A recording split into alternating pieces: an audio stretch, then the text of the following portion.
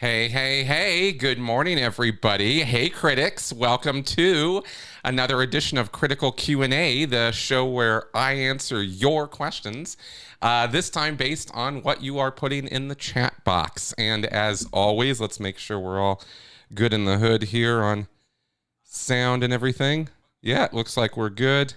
All right. Yes. Excellent. So, happy Sunday morning to you guys. I'm coming at you from the wonderfully warm weather in Denver, Colorado today. It is a beautiful sunny day. Very happy about that. We had a couple days of rain and that was no fun. I see all the usual critics and suspects in the chat, and I am so happy you guys are joining us. All right, let's switch over to our chat screen there. Yes, good. And yeah, what a nice time for a Sunday stream. Exactly. Excellent. Okay, a couple points to start off with as you guys start throwing your questions into the chat. Obviously, super chats go to the top. If I can get to those right away, I will. But rest assured, we will not end the show with any super chats left unanswered. And I wanted to put a plug in for the show we did on Friday, the Critical Conversation show. I was very happy with that show, and I really want a lot of people to see it. There's some ideas I've been putting together, boxing around lately, that I shared on Friday regarding sort of my developing ideas or even theory, you could say, about human behavior, and specifically about why we fall into these extremist headspaces, why people join cults, why they stay in cults. Why would somebody do that? We have talked about logical fallacies like sunk cost fallacy and, in for a penny, in for a pound, and all of that. And true enough, all of these things are real, but I don't think they are strong enough motivators to keep people in an abusive group for decades. I can speak from personal experience. And so I'm putting together this kind of idea, this sort of three-dimensional idea about critical thinking or facts or reasons and fact-based reasoning, or using our frontal lobes. But I've also got emotional needs in the mix as a much more important component of why we do what we do. And I've added on top of that this third dimension of morality or morals and what's right and wrong, good and bad from our point of view, from our estimation. Everybody's different. Everybody's got their own moral foundations. And I think these three things come together in very significant and important ways to drive us to do what we do and believe what we believe and think what we think.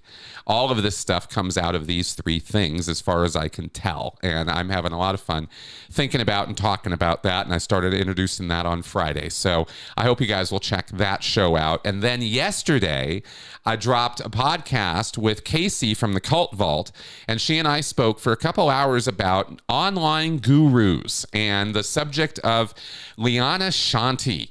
One of many of these gurus. We've had Stefan Molyneux years ago. We've had Teal Swan. We've now got Liana Shanti and a host of other people who are taking advantage of others in a really predatory and disgusting way through mixes of New Age, mysticism and spirituality and identity psychology and lots of things.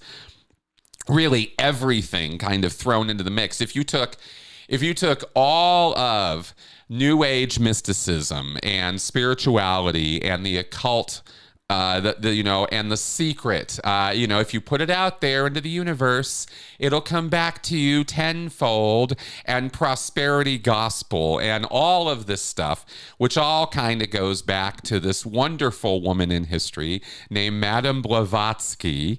And she was sort of the nexus or crossroads in the late 1800s and early 1900s of all of this stuff. And from her work comes everything we've seen in the 19th and 20th centuries on this stuff.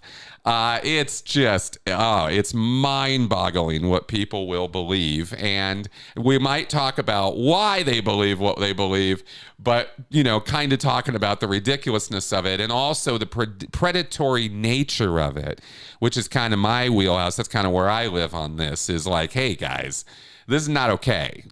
People can believe whatever they want, and you can point and laugh at people's beliefs, and fair enough, right? Anybody's ideas are up for inspection, but they have the right to believe whatever they want. But when you're preying on people, when you're taking their money and busting up their families and destroying their lives because of your nonsensical dogma or belief system, we have to call that into question. We got to do something about that. That's not okay. And that's what these Leanna Shanties and Teal Swans of the world are about. And they can get into pretty dark places, and they can take people to pretty dark places. So anyway, we had a good time talking about that and breaking it all down in some detail. So I hope you guys will check out that podcast that I dropped yesterday. Okay, and finally, the other thing I wanted to throw out here, and again, just start throwing your questions into the chat here, is, yes, Joe, I will mention this, is channel memberships. I don't know if you all know, some people have signed on as members of this channel on YouTube.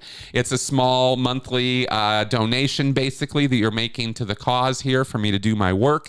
And it's a fun way for you to contribute to the channel and the show. And you get some emojis and some fun things that show up in the chats and stuff like that. Little things, but it's just kind of fun. So that's a way of supporting the show.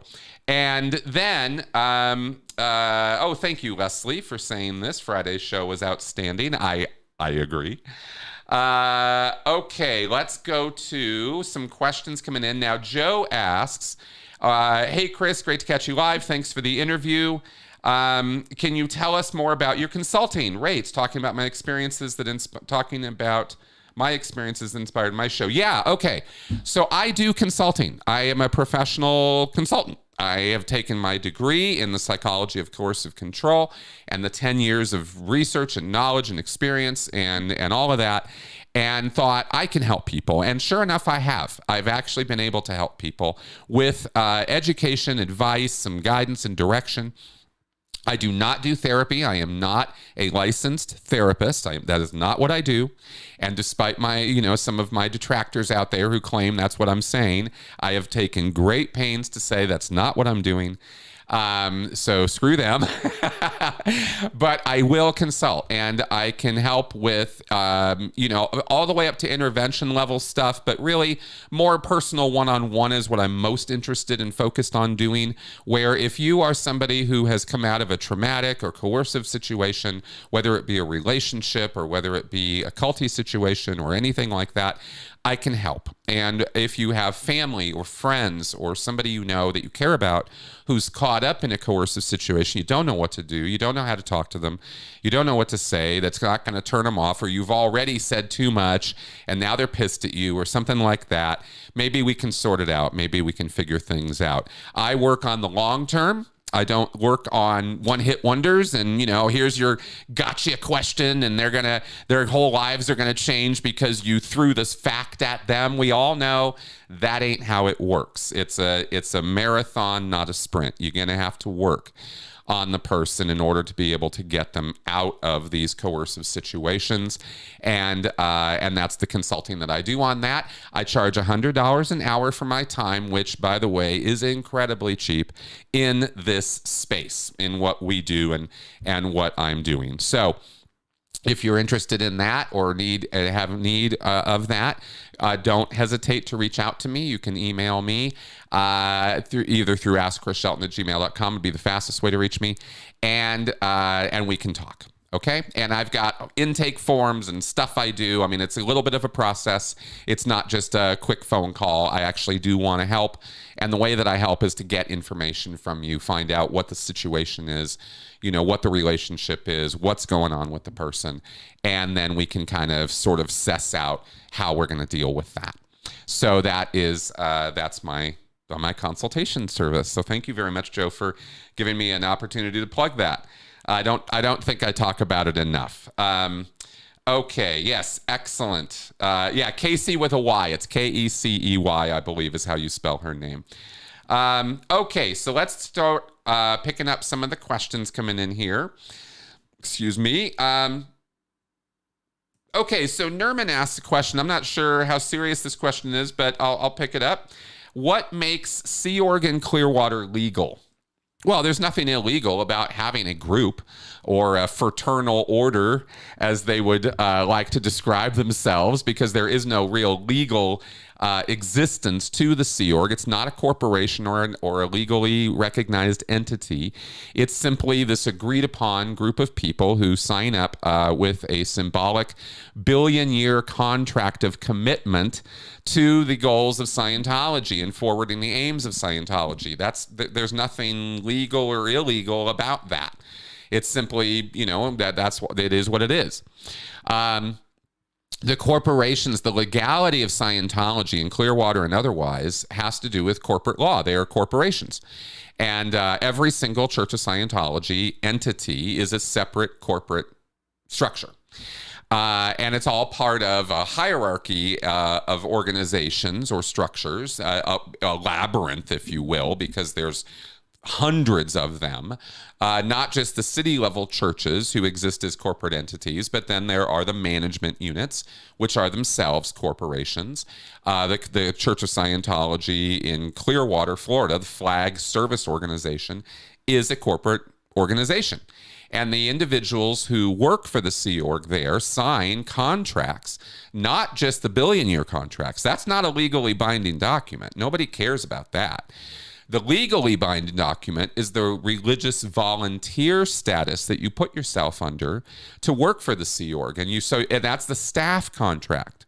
The same thing that the staff sign at the city level churches, like here in Denver, New York, Milano, wherever, Keokuk. Those churches have volunteers, and they have legally recognized volunteers, religious volunteers, who sign over certain rights, and such as the right to take the church to court, right? They agree to religious arbitration, and we all know how that goes. And they, Sea Org, sign the same contracts for 5 years at a shot, and every 5 years they re-up. And one of the functions of the Office of Special Affairs in their legal area is to go around and make sure they keep track of where everybody is at on their contracts, because everybody needs to be under contract in the Sea Org as well as on staff. And that's the only real legal form or representation of what goes on there. Okay. So I don't know if that clarifies anything, but that's kind of the situation with that. And that's, I don't know. That's kind of how they are legal, if that makes sense. All right. Let's carry on here. Great. Yeah. Coercion online. Ugh, nasty stuff. Okay, let's keep going down.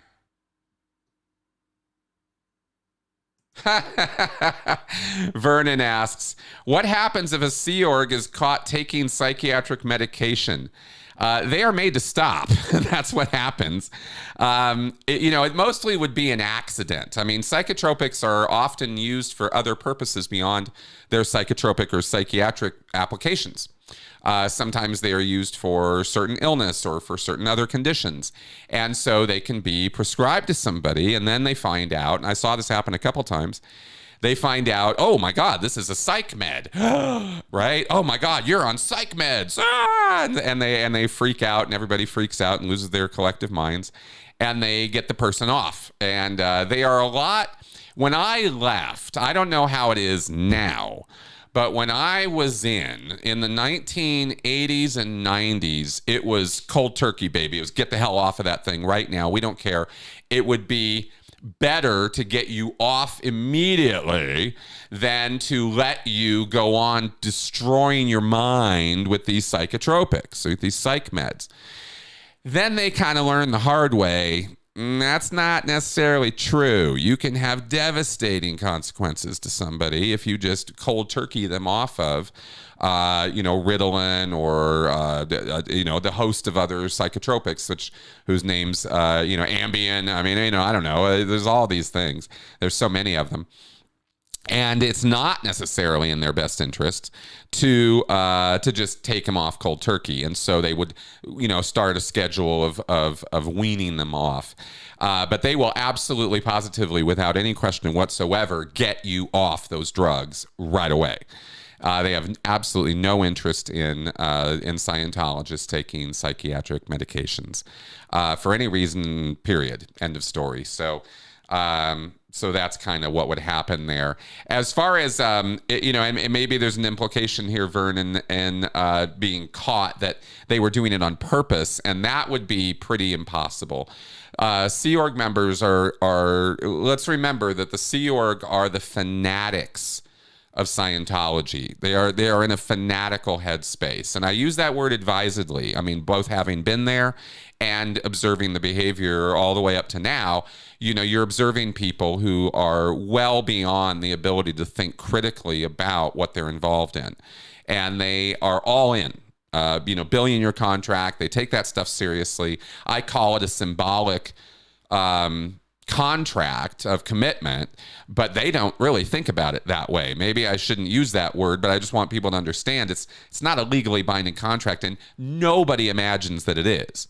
But they do imagine that it's real, that a billion years is a billion years, and they're down for it. And that kind of headspace is, that's kind of a little bit apart from everybody else in terms of the reasoning power of somebody doing something like that. So that's why I call it a fanatical, headspace. So they're not going to try to take psychotropics on the sly or get away with, taking or stepping off of the agreed upon ideas within the Sea Org and within Scientology that psychiatry and psychology are absolutely evil practices. They believe that thoroughly. There is nothing good to be had in psychology or psychiatry, especially psychiatry. Sometimes they'll give a little bit, they'll give a few inches to psychology and certain psychological principles. They'll use some of the language. They'll talk about trauma. They'll try to incorporate some of that into the Dianetics or Scientology lingo or belief set. They'll go that far, but they will never give an inch on psychiatry being something useful, constructive, or helpful to anybody, ever, under any circumstances. So, so that's what I can say about that. Okay. exScion, let's see here. Okay, exScion, do you think that the number of exScientologists already has or will soon outnumber the active Scientologists? Oh, I think we passed that a long time ago. I read something many, many years ago that I believe it was based on the active list of people who have spoken out against Scientology. And that list is numbers in the thousands and thousands of people. Somebody has been keeping that list up for years. And one of the things that came out of that, or one of the side pieces of information connected with that, is that there have been 5 ex-Sea Org members for every Sea Org member. That's quite a ratio, So when you look at that and you think right now that there are about 4,000 to 5,000 Sea Org members in the world at large right now, and it might actually be less than that. It was 5,000 around the time I left. That was the number we were kind of working with. About 5,000 Sea Org, about 5,000 staff members, and the rest were public Scientologists. And those numbers, I feel pretty confident that 10 years ago, those were accurate. We've only seen decline since then. The Sea Org is absolutely smaller than it used to be. Absolutely. Staff are absolutely smaller numbers than they used to be. And we generally gauge that the number of public active Scientologists has been declining similarly. So these are not unreasonable assumptions. They are assumptions. We don't have transparency with the numbers. The church does not post their numbers, but census information out of Australia, Canada, the UK, United States has told us declining membership. So when you look at kind of that whole pot and you kind of go, okay, what's the situation here? You're looking absolutely at the fact that the number of ex-Scientologists is far exceeds the number of active Scientologists. I have more YouTube subscribers than there are active Scientologists. That's on my one channel. So yeah, so we're talking about a small group of people at this point. 20, 25, maybe if we're really being generous, 35,000 Scientologists in the world at large these days, maybe. That to me, that seems generous. Okay, so there we go with that. Okay, ex-Scient, what does Scientology charge for an hour of counseling? It depends on the organization because there's a graduated scale, and I don't have the latest price lists, but if I remember right, it's around $2,500, $3,000 for an intensive of auditing, which is 12 and a half hours of auditing. That's a block. That's how they sell it. They don't sell it by the hour. I think they sell introductory auditing, the lowest level kind of auditing. I think that's sold by the hour. And I think you could get like a Dianetic session. The last time I knew numbers on this, I think a Dianetic session was $200 or $250 per hour for a professional auditor to audit you. Was it per hour? Maybe it might have been by 5-hour blocks or something. It changes a lot. So it's a little hard for me to remember it. Specifically, but there was introductory auditing you could buy by like 5-hour blocks, and then there's the professional level auditing where you're gonna, the full rate, or not full rate, but the full professional Hubbard Guidance Center auditing, the auditing that gets done in Division 4, not Division 6. That's the intro stuff. Division 4 is where you're doing your mainline grade chart auditing, and that's going to be at least $2,500, $3,000 per intensive. There's a sliding scale of auditing that they sell, so you can buy 5 intensives and get a cut rate on those intensives. I think by the time you get up to buying 10 intensives at a shot, one of those intensives is basically free, is kind of how that works. So that's interesting. Let me just do something really fast because I see that my power is not plugged in right here, and I kind of want that.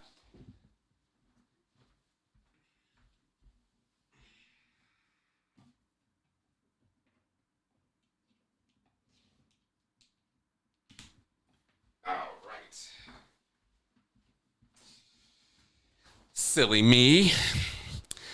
Always got to make sure all the plugs are plugged in, Chris. All right. So there we go on the auditing. Yeah, I think that's about how it works. Now, if you go to Flag and you pay for the highest level auditing you can get, which are the L rundowns, L10, 11, and 12, you're going to be paying what are called Class 12 rates, where you're paying for the highest trained auditors you can get anywhere in the universe. And those Class 12s, that's about $10,000 per 12 and a half hour block of auditing, last time I knew. That's expensive auditing. That is the highest you can get. So it ranges in there, you see. The $2,500 to $3,000 was at the city level churches. When you go to the next higher class of organization, the Sea Org organizations, the ASHOs, it's a 10% hike. And when you go to an AO, an advanced organization, it's another 10% hike. And then you go to Flag and there's another bump, right? So that's the bump up in rates as you go up. Same kind of auditing. You can go to Flag and get the same kind of auditing you could get at a Class 5 city level church and be charged, 10, 20, 30% more. Because the quality is so much better, see? Yeah, that's a Hubbardism. He created that whole system decades ago. So that's kind of how that works. All right. Oh, yeah, Raymond. Okay, Raymond asks here, Chris, can you tell something about the abortion rights in Colorado? Is it permitted, unlike several conservative states? Yeah, I believe our governor actually just signed some things into law. It's always been, or it's been legal here as long as I've been here. And that's something I stand for and stand with, is I am pro-rights in terms of that, right? And but yeah, that's law here. I don't see that changing anytime soon. We're a pretty bluish state here in Colorado, and we believe that it is incumbent that we protect the rights of the mothers and the individuals involved with that, so that they can make their choices free and clear of government interference. That's just not something that's, I feel, appropriate for the government to be, stepping into. I recognize that is an incredibly controversial position, and I get it. I really do. I've had long discussions with people on the other side of the ideological fence on that. I really wish it wasn't politicized. It didn't used to be.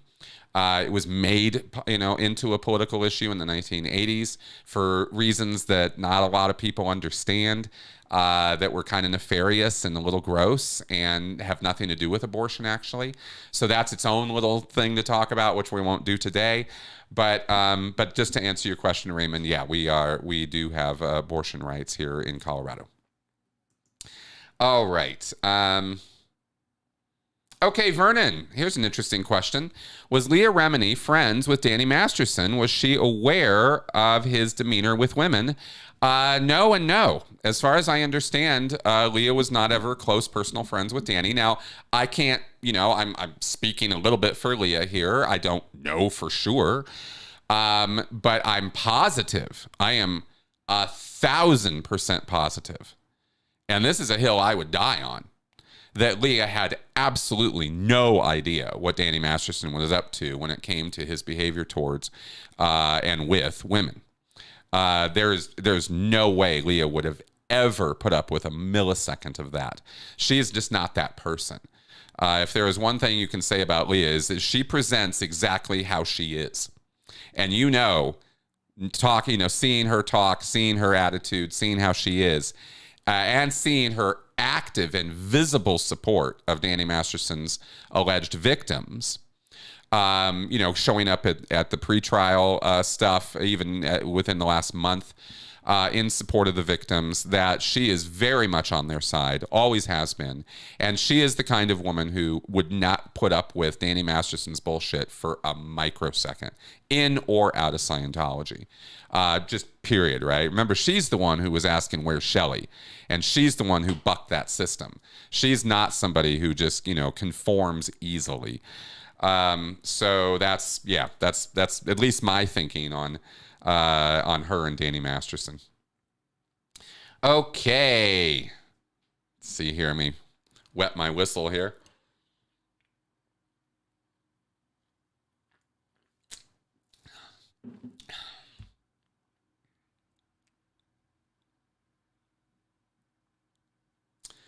Let's see here. Moving right along.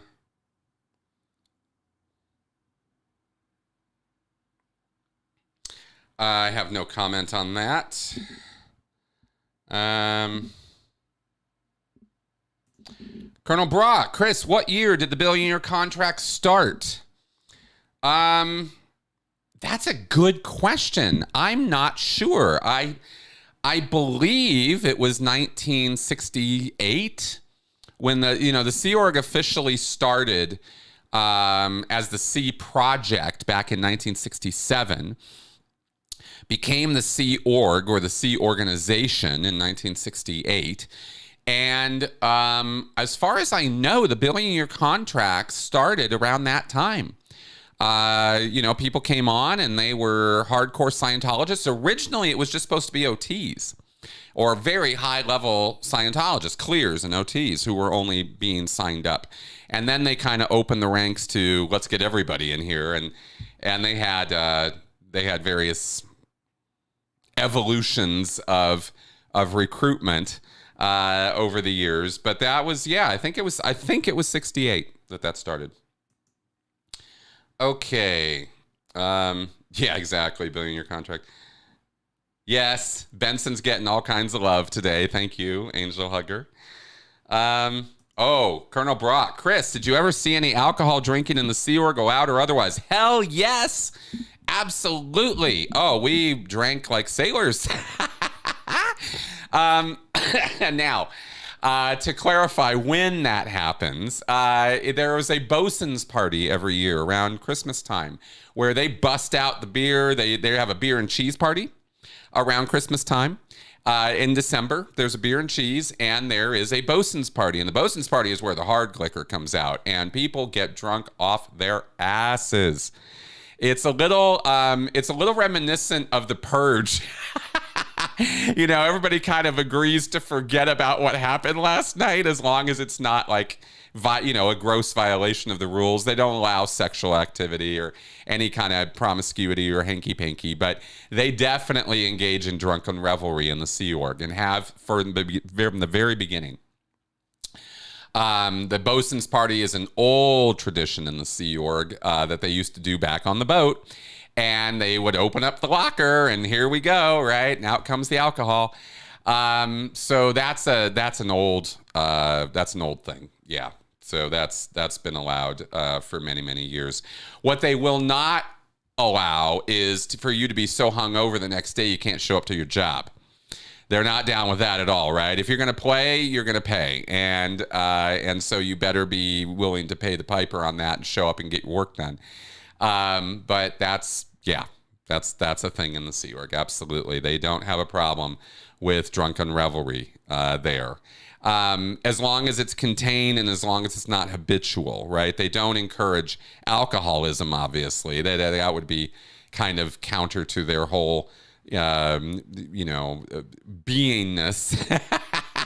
you could say, as Sea Org members. Okay. So there we go with that. exScion. All right, here's an interesting question. Where do you see Scientology in 10 years? Where do you see yourself in that time? I see Scientology still around. I don't think it's going away in 10 years. And I see myself, continuing to grow and expand my work the way that I've been doing. I'm 53 now. So 10 years from now, I'll be 63. I don't see myself particularly retired by that point. I don't know if you guys know, but there's no, retirement fund for me right now. Everything I'm doing, I'm barely just kind of keeping afloat. So I'm going to keep going as long as I can. And if I'm still alive in 10 years, I'll still be doing this in all likelihood, because this is an honor and a privilege to be able to do this work and be able to have a channel and speak publicly and be encouraged by you folks and educate the public at large and do the work I do. So I'm going to keep going as long as I can. I don't know where we're going to be in terms of YouTubing and social media and all that in 10 years. Probably a bit of a different landscape than it is now. But I don't see YouTube folding up. There's too big. There's too much here, and there's too much potential to keep going. YouTube isn't like Facebook or Twitter. The content here is kind of, in some ways it's amazing. Nobody cares about a tweet from last month, but my video work from 7, 8, 5, 6, 7, 8 years ago is still completely valid, completely evergreen content, and still very useful to people. So I intend on keeping it going, and I intend on my library of work continuing to expand and grow. That's my goal right now. I don't see myself being hired off to some academic institution or doing some other kind of work. Maybe. Opportunities always present themselves, but we'll see. It's would I have said 10 years ago that I'd be doing this today? No, not at all. So times definitely change. Things change, we can see and grow. As far as Scientology goes, it's only going to get smaller. There's not going to be a renaissance or resurgence in Scientology. Not without something massive changing there. It's too well known. It's too toxic. It's too destructive. And the destruction that I talked about from the very first video that I put up, the destruction that is built into it, the self-destruction, that hasn't changed. Not one word of that would I change, because I nailed it. I was absolutely right. Self-destruction is in its DNA. It can't help itself. The membership of Scientology, the leadership of Scientology, has certain problems they have to solve in order for Scientology to continue to exist. And they must follow a thought reform pattern. They have to engage in coercive control. They have to engage in confession culture and snitch culture and the reporting and the dirty tricks and the lies. They can't get away from that model and still be Scientology. It's all in a mix. And that is really crucial to understanding Scientology and its future, is it can't change. So not its basic nature. And if it does change its basic nature, if they did do some cleaning house reformation, dumped OSA, dumped fair gaming, dumped disconnection, stopped delivering Xenu and the OT levels, if they just dropped all that and went down to a self-help model where they delivered the Division 6 life improvement courses and some light grade auditing, it wouldn't be Scientology anymore. It'd be something else, and we would have to kind of reevaluate at that point what it is and what it's trying to accomplish, because that would be a very, very different picture from what it's doing and trying to accomplish now. Right now, it's a compliance culture, high control group that enriches one person and the guy at the top. And that's all it's designed to do. So that's why it's eventually going to go over a cliff, because it's not a sustainable operation. It doesn't have viability that can keep itself going. Right now, it's just operating on inertia. That's the only thing keeping Scientology going, is inertia. So, so it's just going to keep declining. That's my systemic analysis of the situation. So we'll see. We'll see how right I am. And like I said, things can change. They can always change. And if they do, we'll reevaluate. So there you go. All right. Cool question. Yeah. Psychiatry definitely could have helped Hubbard. Okay, Vernon asks, do Delphi schools teach the same as a regular school? Are all the teachers Scientologists? Yes and yes. Delphi has to structure a curriculum that does meet the needs or regulations of state bodies. So they do have to offer a curriculum that is well-rounded. And generally speaking, the education from Delphi schools is not bad. It's not necessarily the be-all, end-all of existence, but, up in Delphi, Oregon, those kids actually get a pretty interesting experience as far as travel, as far as they have horses on the property. They got some interesting things going on there that one could consider could be really beneficial to an education. At the same time, they're being force-fed Scientology ethics, and that is definitely not a good thing, especially for kids. So we don't want any of that. And yes, the teachers do have to be Scientologists, or they have to at least be 100% on board with the Scientology mindset and the Scientology methodology. I don't know that it's in writing that they have to be Scientologists, but generally speaking, Delphi schools attract Scientologists to work for them. A lot of the parents of kids of Delphi students work at the Delphi schools so that they can get a cut rate or free rate on the tuition, so that their kids can afford to go to the schools, because they're incredibly expensive. They are not cheap to send kids to Delphi. Those are very private, very, very expensive institutions. Okay. Carrying on here, Colonel Brock. Chris, were you recruited at a mission? I was not. I was, if my official recruitment happened at a Scientology organizations in Santa Barbara, California. However, I grew up in a Scientology mission. So, so I guess you could say maybe I wasn't recruited there, but I was primed there. I grew up at the Pasadena Church of Scientology, the mission there. It's now an organization, a Class 5 org. But at the time, it was a mission, and my parents worked there. And all through the 70s, I was go there after school, or I'd hang out there or show up there on the weekends or whatever.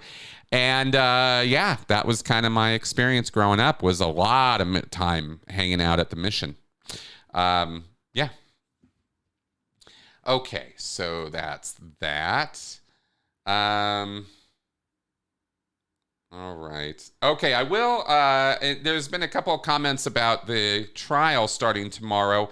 This is good a time as any to let you all know I'm probably going to be doing a live stream tomorrow on this channel in the early mid-afternoon with Tony. He's out there in LA, and he's going to be reporting from the ground, on the ground there on the trial. And so I'll be sort of collaborating with him on trial coverage.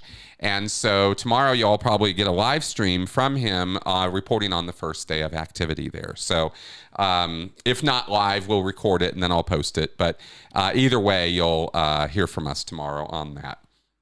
I'm not going to try, by the way, on this channel.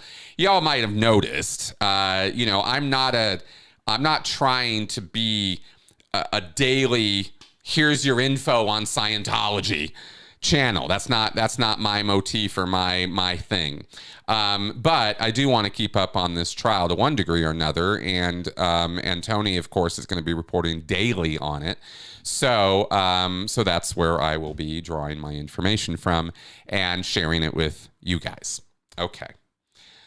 Moving right along here. Yeah, do hit that like button. All right. Oh, now we did have a super chat here. Let me see if I can find it. I didn't want to miss that. Anthony. Oh, okay. Interesting question, Anthony. Anthony asks, Going Clear talks about Leonard Cohen being involved in Scientology. Do you know what extent and for how long? I actually don't. I know it wasn't long, and I know he wasn't deeply involved. There have been a number of celebrities over the years who have kind of dipped their toe in the Scientology pool, have made mention of it even. I think the Beatles even made a mention of the guy on the hill or something in one of their songs referring to Hubbard at St. Hill. Don't quote me on that line. There's some line in one song that could be an allusion to L. Ron Hubbard from the Beatles, but the Beatles were not involved in Scientology. I'm just saying it gets mentioned here and there in the celebrity world. But there have been people who have kind of gone in and gone right back out, and I believe Leonard Cohen was one of those. Jerry Seinfeld, right, took a communications class. Brad Pitt did a purification rundown because he was boyfriend, girlfriend with Juliette Lewis for a period of time, and he kind of got involved, and then I think he realized the same thing Elvis did, right? Those fuckers just want my money. He just kind of, nope, I know what this is about. I'm out of here. So we have seen some people who just had a very passing sort of relationship with Scientology. In my knowledge, but from my understanding, Leonard Cohen was one such person, right? One of many. So that's what I can say about that. Thanks for the question, Anthony. All right. Raymond asks, if you had to do a follow-up study about cults or abusive relationships, what would it be and why? Oh my God, Raymond. If I had to do a follow-up study about cults or abuse, there's only about 10 I'd like to do.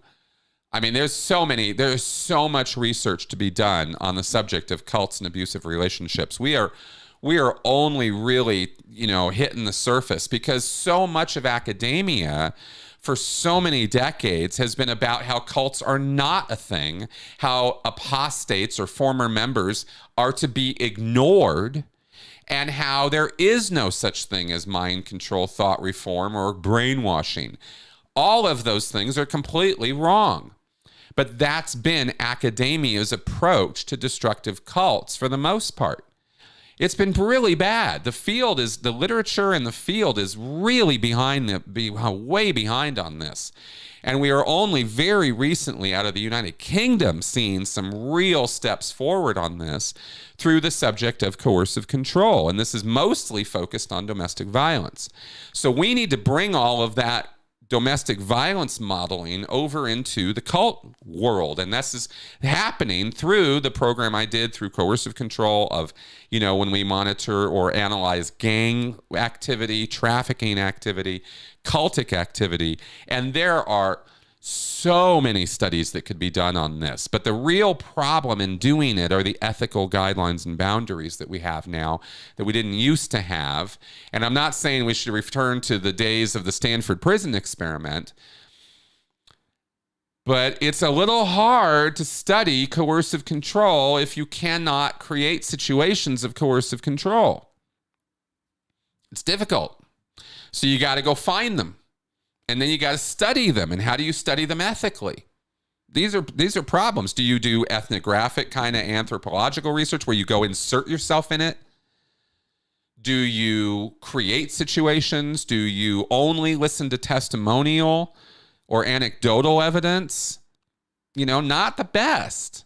It's useful. It's all we've got for the most part. But could there be better evidence? Could there be better studies done? You bet there could.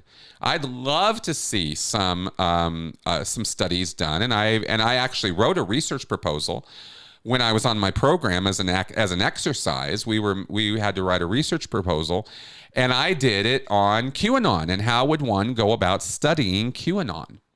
And I suggested surveying or contacting members of QAnon and somehow getting them to open up and talk. But that depends an awful lot on the savvy of the surveyor or the interviewer to get them to open up. And that's not an easy task. Far easier would be to insert yourself in the culture as a QAnon supporter and study from the inside. That would be quite good work. Does anybody do it? No. Should they do it? Hell yes. Right? We should see all kinds of work on that. And it would be very interesting. The only thing we really get on this is media reports and journalists and stuff who may sometimes take a stab at this kind of thing. But they're not doing academic work. They're doing journalism. Very, very different set of guidelines and circumstances there.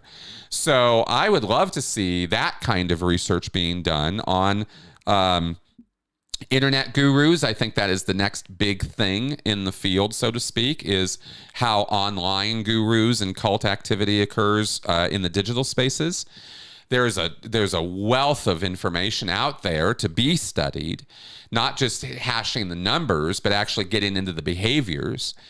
Then there are in real life groups, and there again is immersion, immersive type studies where you can get in there and rub elbows with the other membership and with the leader and find out, how does this work and how is this group working and how do the dynamics of this group work and what are people responding to very specifically with this group, and maybe compare, contrast that with, you can tell I'm still recovering from this stupid cold. You can compare and contrast that with other contexts like Scientology or like the Mormons. I'd love to see some sociological studies done on Mormons. You have an entire state where there's a state government run religion, basically, in Utah. Man, there's multiple levels of study that could be done there. So that could be, and these are just ideas I'm throwing off the top of my head. There's digging into the kind of research I did when I did my program of the control framework that gets built up in an auditing session. That's what I kind of focused on, is not just the commands or the fact that you're interrogating someone with security checks, but the very framework of the session. You lock the door. They can't leave. The e-meter is the truth teller.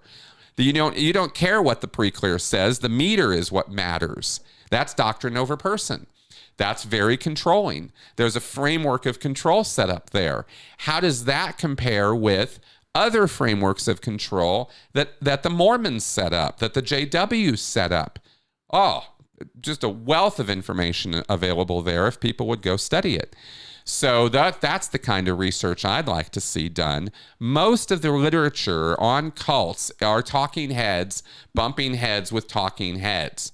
It's people arguing with each other from their ivory towers. Well, I don't think there's anything like thought reform or mind control. That just doesn't happen. It's a fantasy. Okay, thank you for your opinion, but there's no research there. And Lifton went and actually did research.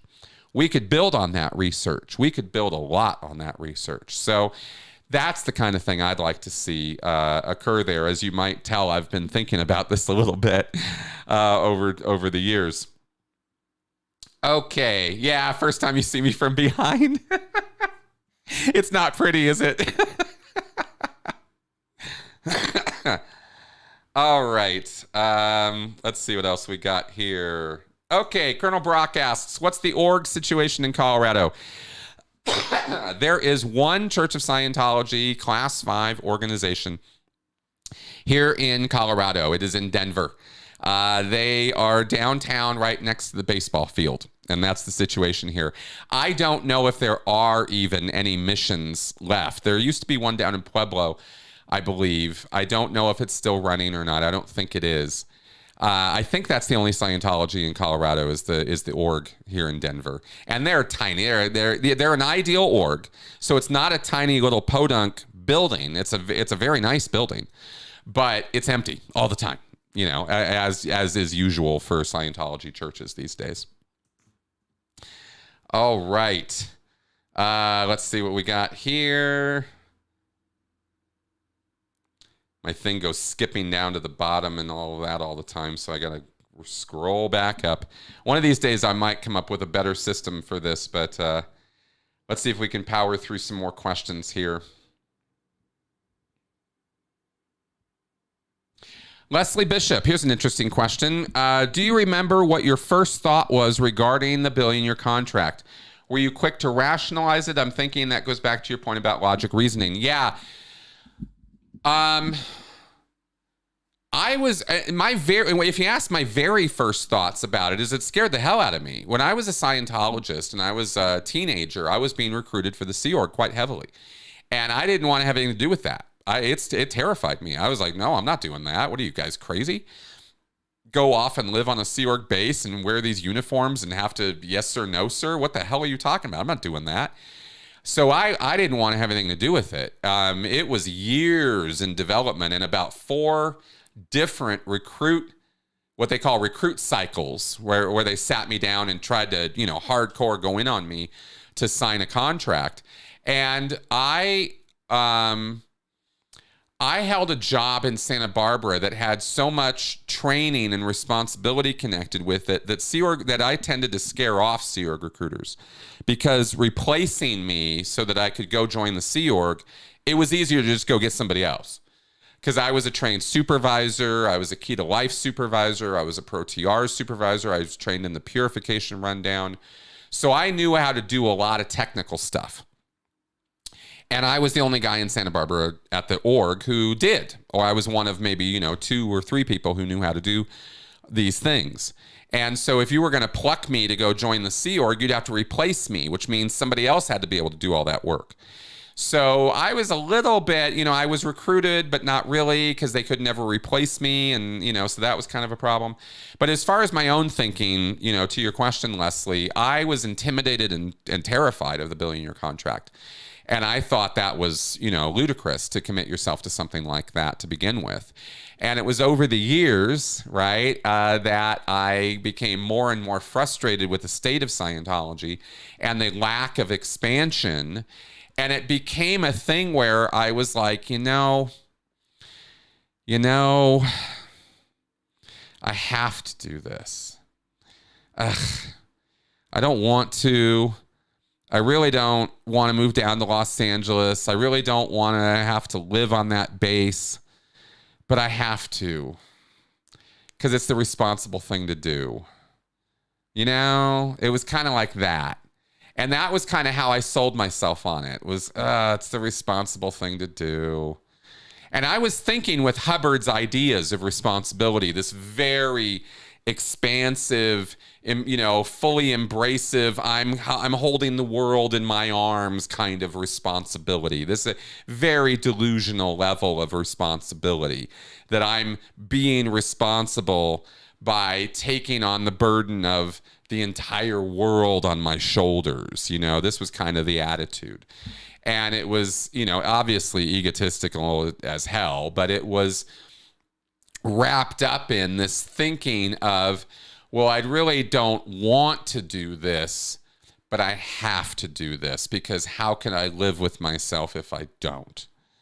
And I kind of fell for that line of reasoning and talked myself into it that way. And when I did join the Sea Org, it was on my sort of volunteerism. I kind of went in and said, I need to do this, and I need you guys to replace me so I can go do this. And it still took 6 months for them to come around and finally get down and replace me. But then I arrived in 1995 down to Los Angeles. So that's kind of how it went, as far as my reasoning of it goes. Very unusual, by the way. Most people are not talking themselves into going into the Sea Org, as I learned over the years. And once I went out and did Sea Org recruitment, most people were like, get away from me. And you'd have to sit them down and scare the shit out of them through this whole recruitment process. And then lean heavily on that responsibility thing and get them to, kind of strong arm them into joining, is kind of how it went. Okay. Vernon asks, do a lot of people take their lives in the Sea Org? No. No. No, I can't think of. I mean, in the time I was on the base I was on, I'm not aware of any suicidal Sea Org members who stayed and did it. We got rid of them. If somebody started feeling, suicidal ideation as a Sea Org member, they were offloaded almost immediately. That was not something we wanted to keep around. Not for their sake, for ours, right? For the Sea Org's sake. It was an image and PR issue much more than we cared about the person. It was not about caring about the person, ever. Yeah, that's okay. I did not say something about a dating app. You did not miss anything on that.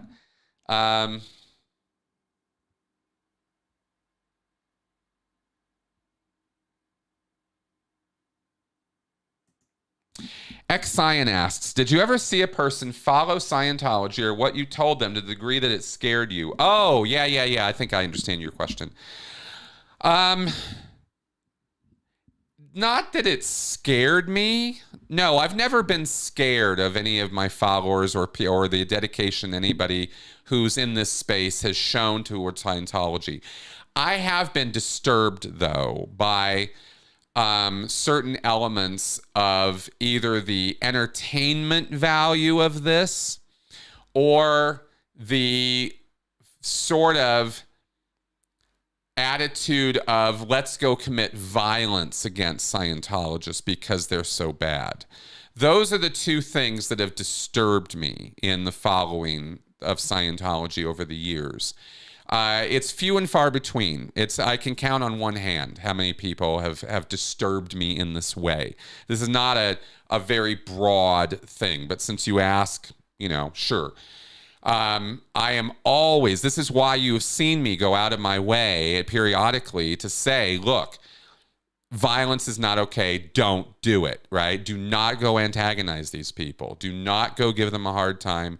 Do not think you're doing anybody a favor by going and beating up a Scientologist or, let's have punch a Scientologist day. No, don't do that. That is never, ever going to help anything. It's only going to get you in trouble, and it's only going to make the church's position stronger in the public space against these, violent protesters. We don't want that. Never did. So that's why I have to go out of my way to say that periodically, is because some people start getting that idea.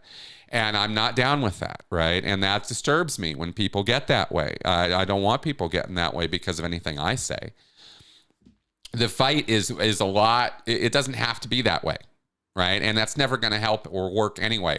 All you're going to do is create martyrs and stuff like that. The other end of it, of course, that entertainment value, that popcorn value, you know, I can't wait to watch this now, right? And it's a little bit like, it's a little ghoulish sometimes, right? It's a little bit like, really? Like, this is really entertaining to you? This is this trauma porn, this like, oh, these people are suffering and you can't get enough of that? That bothers me a little bit, right? And there's no finger pointing here, right? I don't believe I have an audience of that. I think you guys are here for the education and for understanding. And that's what I'm all about, is let's understand this situation. Let's understand these people so that we can help them. We can help them out. We can help people from falling into it in the first place. You know, that's a worthy cause. And it's a real kind of, you know, little bit of a fine line sometimes between where are we crossing the line into trauma porn versus trying to educate ourselves on something that is truly pretty horrible. And, you know, it's the worst of behaviors in human beings. When you get into culty stuff or coercive stuff, you're dealing with the very worst of mankind. And I have to remind myself about that all the time, because I can get a very narrow view of people because of the work that I do. And I've fallen into this trap many times where I start thinking everybody sucks. And then the world sucks and everything's going over a cliff. And I have to remind myself, I pull myself back from that all the time because I'm immersed in this stuff. So I would encourage people to, you know, be interested, be helpful, volunteer, give resources, give help, give support, but don't fall into it so hard that you think this is all there is to life, because it's not, and it shouldn't be looked at that way. Okay, so there's good question. All right, let's see here. Yeah.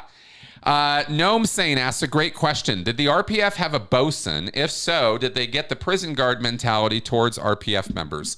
Yes and yes. The Sea Org member who was in charge of the RPF was the RPF IC, the RPF in charge. Pretty obvious title. That was not somebody who was on the RPF. That was the Sea Org member whose job it was to run the RPF, to oversee it, administer it, make sure it ran according to the flag orders on how it's supposed to run. And that was a full-time job.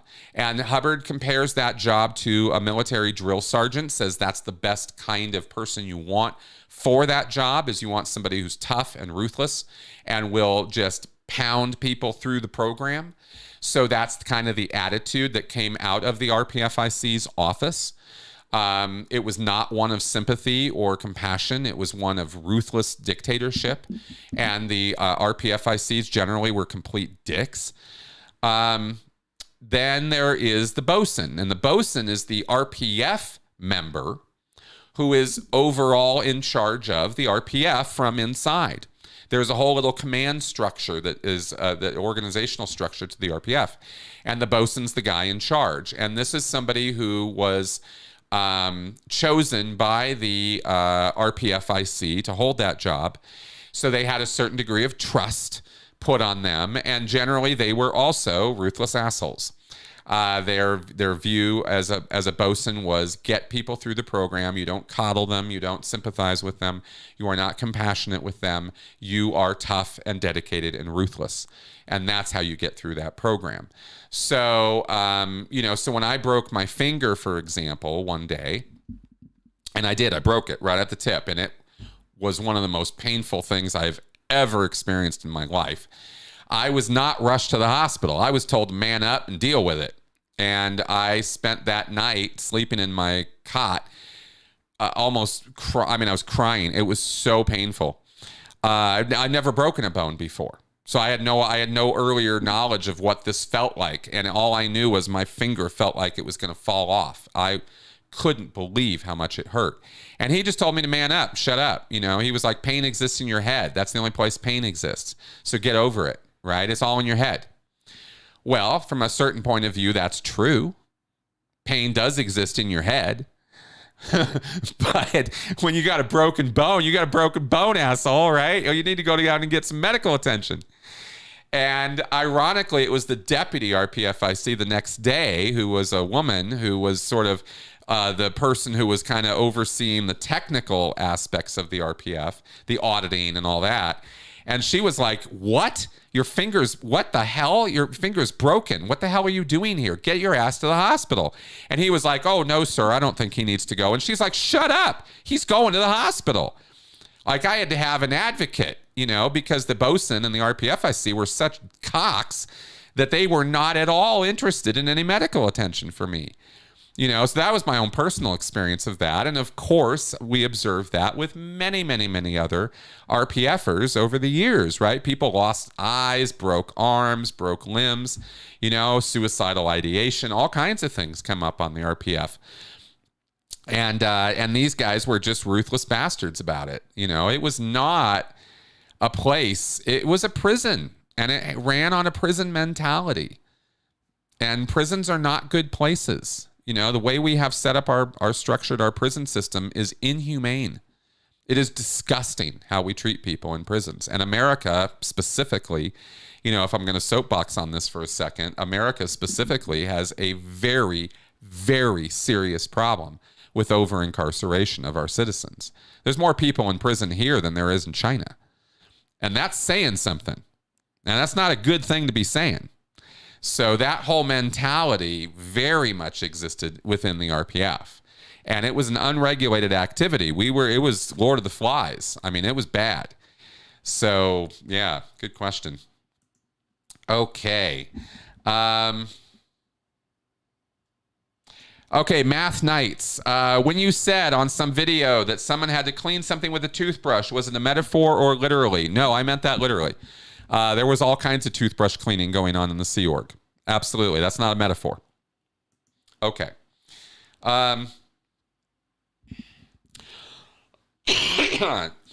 Joe asked, do Scientologists get punished in the same way if they do wrong things when drunk? Yes. Yes, they do. In fact, they'll get even more harsher sentencing or judgment because of the fact that they let themselves get drunk and get out of control and do bad things. So, yeah. Absolutely.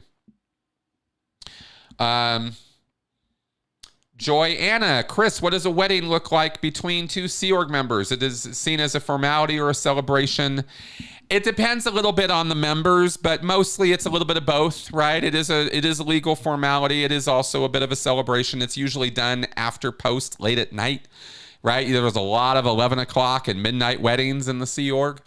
There are weekend weddings, right? I went to Vegas with my wife when I was in the Sea Org, my first wife, right? And we had a weekend off to go to Vegas and have a time and come back.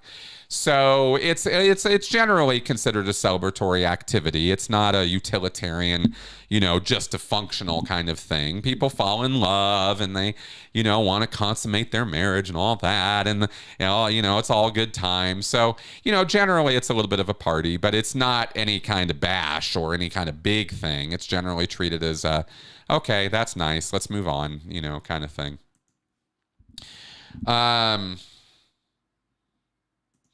Vernon, do you think David Miscavige was a normal kid before entering Scientology? No, I don't think David Miscavige was ever a normal kid. And Ron Miscavige's book kind of lays out the history of that. All right.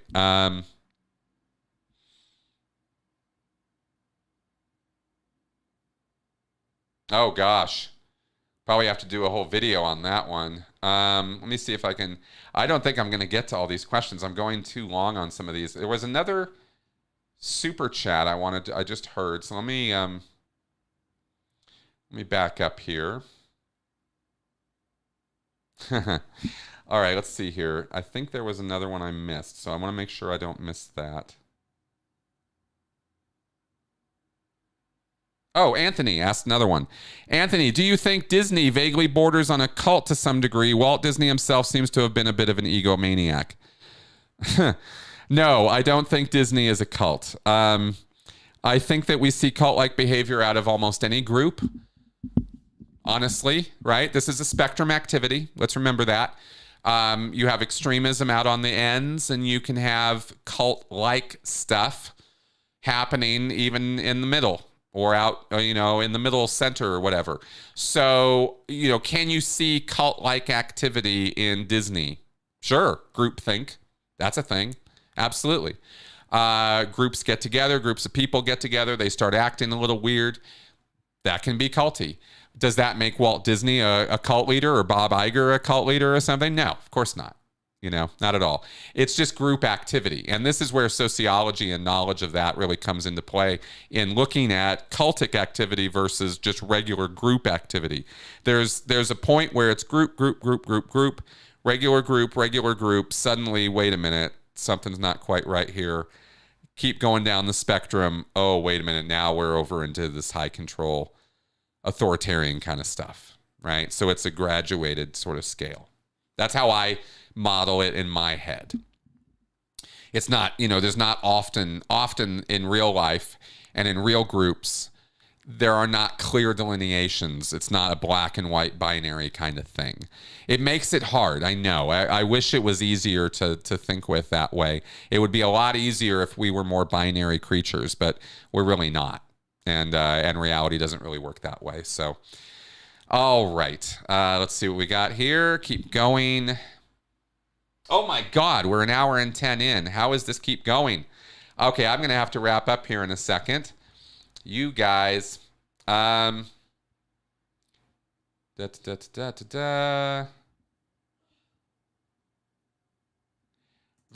asks, if a woman in the Sea Org is over 3 months pregnant, would she still be ordered to get an abortion? Yes, she would. And if it could be made to happen, then they would make it happen. Yeah.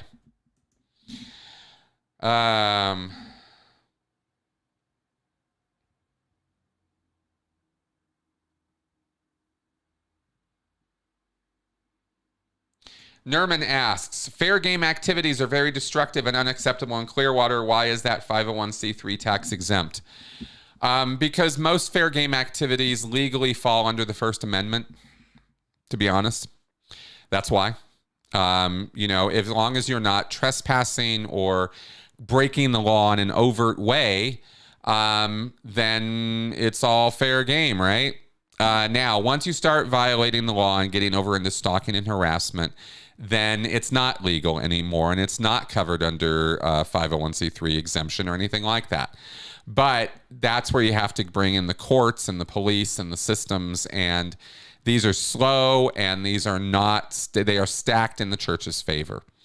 Religious practice being what it is, they're given an awful lot of latitude. That doesn't mean stalking and harassment's okay. But bringing the case, bringing charges, getting involved in that whole framework is difficult to say the least, right? So again, it should be a pretty clear case of common sense, but common sense is not in high demand when it comes to fair gaming and cultic activities. And when you start applying the letter of the law to these activities, you find that there's an awful lot of latitude given to people in this country under the First Amendment, both for freedom of religion and freedom of speech. And this is where protesters come in. This is where, following people around comes in. This is where sitting outside somebody's house for hours on end, you can't do anything about that. Good luck trying. You just can't. And that sucks. It sucks. But it is what it is. So, yeah, you got to catch them really breaking the law and get evidence of it. And then you can really move forward and do something. And it sucks so much of your time and energy doing that kind of thing. It doesn't make it any of this right. Absolutely not. All of it is immoral activity. All of it is disgusting. But illegal, that's where you got to push. Okay, let's do two more and then we will wrap up here. Yeah, that's for sure.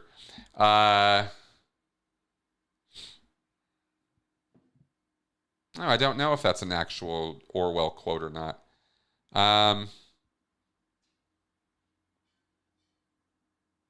Let's see. Okay, Leslie Martin asks, what are your thoughts on Claire Headley being an expert witness on Scientology? According to Mark Headley, who attended Delphi, the school is not accredited by the state. Okay, my thoughts on Claire Headley being an expert witness are 2 fucking thumbs up. Absolutely, go girl, go, right? I want that, and I want to see Scientology being talked about from the witness stand, right, by an expert, and she is absolutely somebody who can do that, and I'm sure she will do it competently. I have high hopes on that one, so I'm very, very much in support of that. I want these victims to get their justice, and I personally am convinced that Danny Masterson is guilty. That's my own personal opinion. Based on, everything I know about Scientology and Danny Masterson. So the fact that we're going to have an expert witness on this, good, right? Absolutely. As far as Delphi's accreditation goes, I don't know.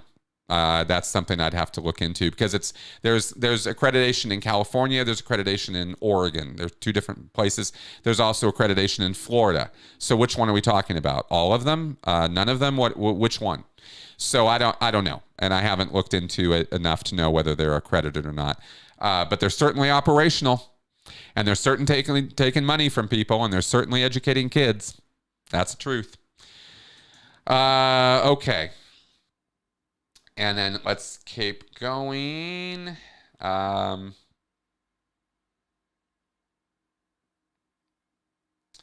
Castle.